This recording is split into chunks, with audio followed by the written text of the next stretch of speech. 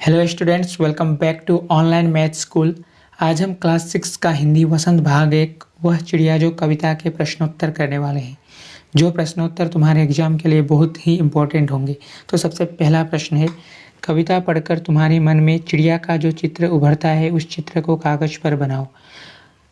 तो तुम्हें कविता पढ़ने के बाद उस चिड़िया को किस किस पिक्चर पे देखते हो, वो चिड़िया कैसे दिखती होगी, नीले पंखों वाली, दाना चुमती हुई, या फिर नदी का पानी पीती हुई, किसी भी एक इमेज को तुम्हें अपने कॉपी पे बनाना है। ठीक है।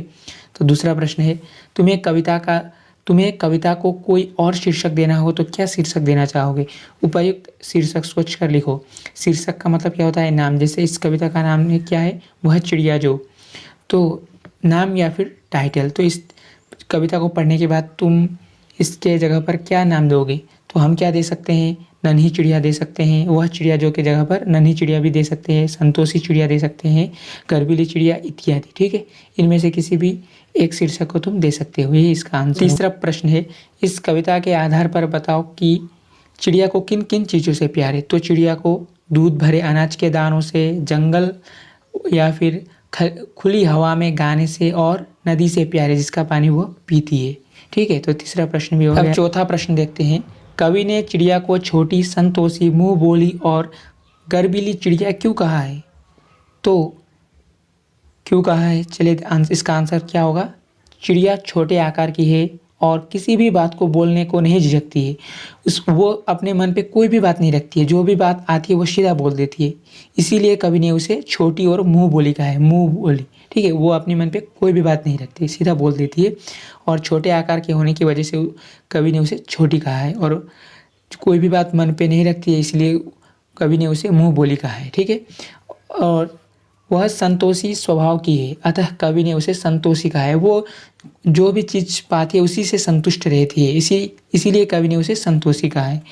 चिड़िया को अपने कार्यों पर गर्व है क्योंकि वह नदी के बीच से पानी पीने जैसा कठिन कार्य सफलतापूर्वक कर जाती है। यही कारण है कि कवि ने चिड़िया को गर्वीली कहा है। 5 नंबर पर बोला है, आशा स्पष्ट करो। तो क का क्या है, रस उंडेल कर गा लेती है। रस उंडेलना मतलब क्या होता है, आनंदित होना, भरपूर आनंद से वो गाना गाना। ठीक है, भरपूर आनंद से वो गाना गाती है।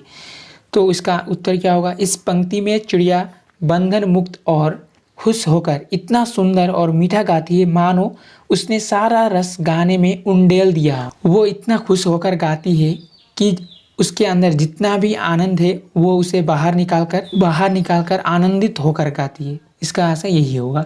तो देखते हैं ख का, चढ़ी नदी का दिल टटोल कर जल की मोती ले जाती है।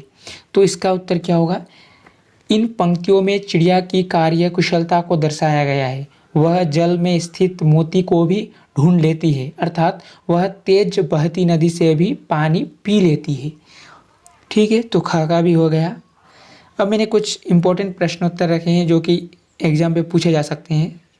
ठीक है, तो वो है, वह चिड़िया जो कविता के कवि कौन है। इस कविता के कवि हैं केदारनाथ अग्रवाल।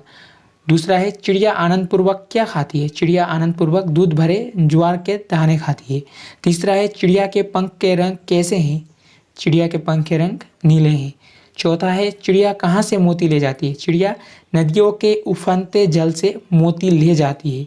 पांचवा है, चिड़िया का स्वभाव कैसा है। चिड़िया का स्वभाव संतोषी है। तो इसके साथ ही मैंने कुछ कठिन शब्द के अर्थ लिख के रखे हैं,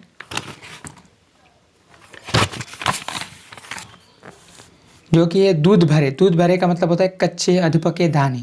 विजन इस कविता के अनुसार। ठीक है, इस कविता पे जो दूध भरे का जो इस कविता के हिसाब से दूध भरे का वर्ड जिस हिसाब से लिया गया है, उस हिसाब इस कविता के हिसाब से दूध भरे का अर्थ क्या है, कच्चे या फिर अधपके दाने। ठीक है, विजन का मतलब क्या है, जंगल। रुचि से का मतलब आनंद से। रस उंडेलना का मतलब आनंदित होना। जुंडी का मतलब है गेहूँ, जौ या बाजरे की बालियाँ। रुचि मतलब इच्छा, पसंद। विजन मतलब जंगल। 2 बार लिखे हैं। गर्वीली मतलब क्या होता है, गर्व करना, खुद पे गर्व करना। तो इसी के साथ इस चैप्टर के क्वेश्चन आंसर भी हो गए हैं कंप्लीट। फिर मिलेंगे अगले वीडियो में। Bye bye. तो फिर मिलेंगे अगले वीडियो पे। Bye bye. फिर मैं तो इसी के साथ इस चैप्टर के क्वेश्चन आंसर भी हो गए हैं कंप्लीट।